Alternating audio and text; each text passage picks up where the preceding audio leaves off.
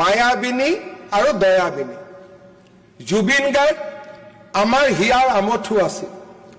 জুবিনৰ মায়াবিনীয়ে অজস্ৰ অসমীয়াক ৰোমাঞ্চিত কৰে।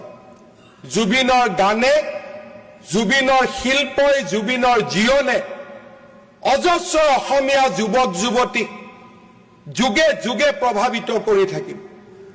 অধ্যক্ষ মহোদয়, মই গৌৰৱেৰে কম আৰু মই আজিও অত্যন্ত গৌৰৱেৰে কম, নিৰ্বাচনৰ পিছত জুবিনৰ জীৱন পৰিক্ৰমা যেতিয়াই জুবিনক আজি জুবিনৰ নাম লৈ ৰাজনীতি কৰিব বিচৰাসকলে যেতিয়া জুবিনক সমালোচনা কৰিছিল, ব্যক্তিগতভাৱে তেওঁৰ লগত মই সদায় থিয় হৈ আছিল।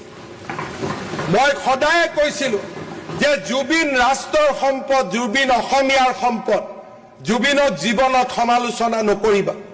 অধ্যক্ষ মহোদয়, জুবিনক জীৱনত সন্মান কৰা আৰু মৃত্যুৰ পিছত ব্যৱহাৰ কৰিব বিচৰা দুখন সমাজৰ সৃষ্টি হৈছিল ইলেকশ্যনৰ আগত। যিসকলে জীৱনকালত জুবিনক নিৰ্মমভাৱে সমালোচনা কৰিছিল, তেওঁলোকে জুবিনৰ সমাধিলৈ গৈ অসমৰ ৰাজনৈতিক